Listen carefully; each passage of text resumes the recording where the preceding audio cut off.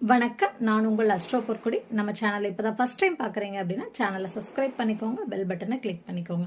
என்கிட்ட ஜாதகம் பார்க்க வரவங்க கேட்குற ஒரு விஷயத்தை பற்றி இன்றைக்கி நான் பேச போகிறேன். அதாவது ஒரு வேலையில் இருக்கேன் மேடம், பட் நான் என் வேலையில் நான் எந்த அளவுக்கு சின்சியராக இருந்தாலும் அதற்குண்டான ஒரு நல்ல பேரோ, அதற்குண்டான ஒரு ப்ரமோஷனோ, அதற்குண்டான கிரெடிட்டோ, ஒரு இன்க்ரிமெண்ட்டோ எனக்கு கிடைக்கிறதில்ல. அப்போ நான் வேலையில் இந்த பிரச்சனையெல்லாம் தீர்க்கறதுக்கு நான் என்ன பண்ணலாம் அப்படிங்கிற ஒரு கேள்வி. அதுக்கு என்னோட வியூவர்ஸ்க்கு நான் சொல்லக்கூடிய ஒரு சின்ன நடைமுறை வழிமுறை அப்படின்னு சொல்லலாம். அதாவது பொதுவாகவே காலபுருஷனின் 6ஆம் இடம் தான் வேலையை குறிக்கக்கூடியது. அந்த 6ஆம் இடம் அப்படிங்கிறது கன்னி. அந்த கன்னி ராசியில் சுக்கிரன் நீசமாகி புதன் உச்சமாகிறார். அப்போ புதன் அப்படிங்கிறது அறிவு. பொதுவாகவே உங்கள் வேலையில் அந்த புதன் சொல்லக்கூடிய விவேகத்தையும் ஒரு வேகத்தையும் அடுத்தது ஒரு அறிவையும் நீங்கள் பயன்படுத்திக்கிட்டே வரணும் எப்பயுமே. அதாவது புதன் அப்படின்னாவே புதிதான. அப்போ நீங்கள் வேலையில் அடுத்தடுத்த அப்டேட்டை நீங்கள் கொடுத்துக்கிட்டே இருக்கணும். இந்த இதில் அதாவது இப்போ ஒரு உதாரணத்துக்கு இந்த கம்யூனிகேஷன் எடுத்துட்டீங்க அப்படின்னா இப்போ ஏஐ வரைக்கும் நம்ம வளர்ந்துருக்கோம். அப்போ அந்த அப்டேட்டில் உங்களை நீங்கள் புதுப்பிச்சுக்கணும். அதே மாதிரி ஒவ்வொரு லக்னத்திற்கும் 6ஆம் இடத்தில் இருக்கக்கூடிய கிரகம் சார்ந்த வழிமுறைகளை நீங்கள் பின்பற்றணும்.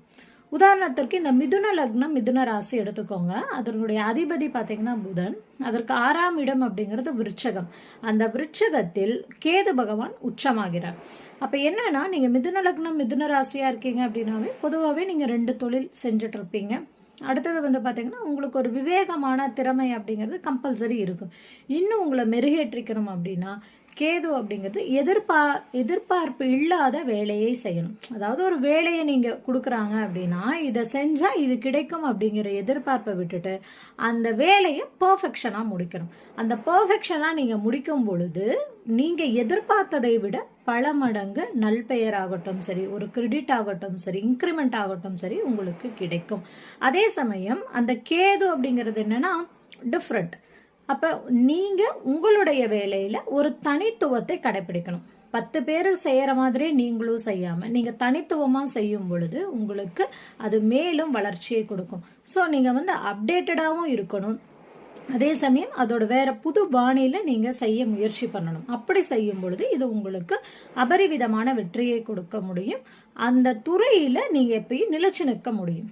இதே மாதிரி 12 லக்னத்திற்கு இப்போ மேஷத்திற்கு 6ஆம் இடம் கண்ணின்னு சொல்லிட்டு அங்கே உங்கள் அறிவை பயன்படுத்தணும். அதே மாதிரி மிதுனத்திற்கு 6ஆம் இடம் விருச்சகம், அங்கே ஒரு புது ஸ்டைலை நீங்கள் ஃபாலோ பண்ணணும். இதே மாதிரி மீதி 10 லக்னம் ராசிக்கும் நாம் பார்க்கலாம். நன்றி, வணக்கம். சேனலை சப்ஸ்கிரைப் பண்ணிக்கோங்க.